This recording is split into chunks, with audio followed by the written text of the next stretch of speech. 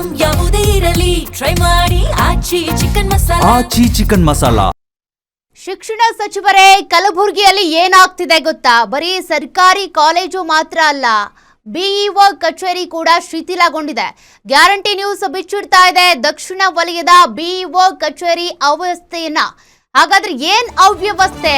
ಹಿಂದೆ ನೀವು ಕಾಲೇಜಿನ ಮೇಲ್ಚಾವಣಿ ಕುಸಿದ್ ಬಿದ್ದಿದ್ ನೋಡಿದ್ರಿ, ಶಾಲೆಯ ಮೇಲ್ಚಾವಣಿ ಕುಸಿದ್ ಬಿದ್ದಿದ್ ನೋಡಿದ್ರಿ. ಆದ್ರೀಗ ಇದು ಬೇರೆ ಸ್ಟೋರಿ. ಬಿಇಒ ಕಚೇರಿ ಕೂಡ ಶಿಥಿಲಗೊಂಡಿದೆ. ಅಧಿಕಾರಿಗಳು ಏನ್ ಮಾಡ್ತಾ ಇದ್ದೀರಿ?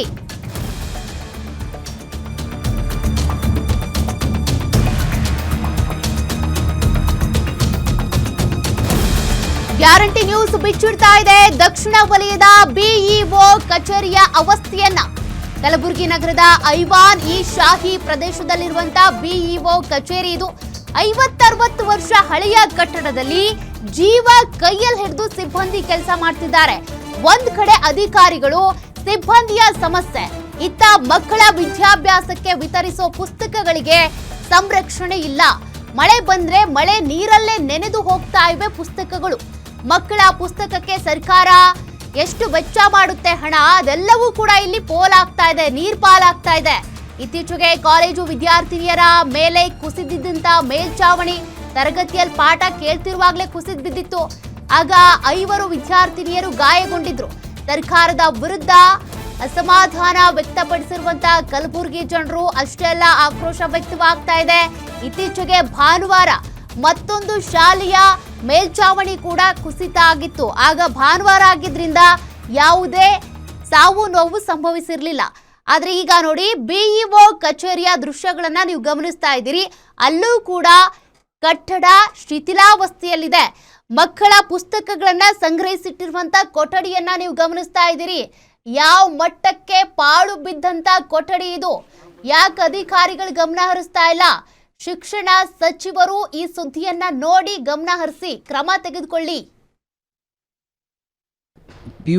PU ಗೌರ್ಮೆಂಟ್ ಕಾಲೇಜ್ದಾಗ ಬಿದ್ದಿದೆ ಚಾವಣಿ. ಅದೇ ಥರ ಈಗ 1 to 9th ವರೆಗೆ ಹುಡುಗರಿಗೆ ಸಲಕ್ಕೆ ಬುಕ್ಸ್ ಇಟ್ಟಿದ್ದಾರೆ. ಅವರು ಬುಕ್ಸ್ ಅಂದರೆ ಈ ನಮೂನ ಕೀಳವಾಗಿ ಮಳೆ ಬಂದಿರ್ತದ ಅಂತ ಸಲಕ ಇದು ಹೊಡೆದಿದ್ದಾರೆ. ಒಂದು ತಾತ್ಪತ್ರೆ ಹೊಡೆದಿದ್ದಾರೆ. ಆ ನಮೂನ ಬುಕ್ಸ್ ಇಟ್ಟಿದ್ದಾರೆ. ಇವರು ಯಾರ್ದು ಇದು ಬುಕ್ಸ್ ಅಂದರೆ ಎಜುಕೇಷನ್ ಸಲಕ್ಕೆ ಇವರು ಈ ನಮೂನ ಕೀಳವಾಗಿ ಮಾಡ್ತಾ ಇದ್ದಾರೆ ಅಂದರೆ ತಿಳ್ಕೋಬೇಕು ಸರ್ಕಾರ ಏನು ಮಾಡ್ತಾ ಇದೆ. ಇಷ್ಟು ಕೇರ್ಲೆಸ್ ಆಗಿ ಮಾಡ್ತಾ ಇದೆ. ಯಾಕಂದರೆ ಇಲ್ಲಿ ಕೇಳೋರಿಲ್ಲ ಹೇಳೋರಿಲ್ಲ ಇವರಿಗೆ ಅಧಿಕಾರಿಗಳಿಗೆ. ಈ ನಮೂನ ಪೂರಾ ಪರಿಸ್ಥಿತಿ ಗಂಭೀರ ಆಗಿಬಿಟ್ಟಿದೆ. ಅಂದರೆ ಹುಡುಗರು ಫ್ಯೂಚರ್ಲಿಂದ ಆಟ ಆಡ್ತಾ ಇದ್ದಾರೆ ಇವರು. ಮತ್ತು ಅದಕ್ಕೆ ಬಿಟ್ಟು ಏನಿಲ್ಲ, ಹುಡುಗರು ಫ್ಯೂಚರೇ. ಇವ್ರು ಎಜುಕೇಷನ್ ಅಂದರೆ ಒಂದು ಪ್ರೈವೇಟ್ ಕಾಲೇಜ್, ಪ್ರೈವೇಟ್ ಸ್ಕೂಲ್ಸ್ ಅದಕ್ಕೆ ಡೆವಲಪ್ ಮಾಡ್ತಾ ಇದ್ದಾರೆ ಇವರು. ಗೌರ್ಮೆಂಟ್ ಸ್ಕೂಲ್ ಎಲ್ಲ ಡೆವಲಪ್ ಮಾಡ್ತಾ ಇಲ್ಲ. ಗೌರ್ಮೆಂಟ್ ಸಲಕ್ಕೆ ಏನಿಲ್ಲ ಇವರು.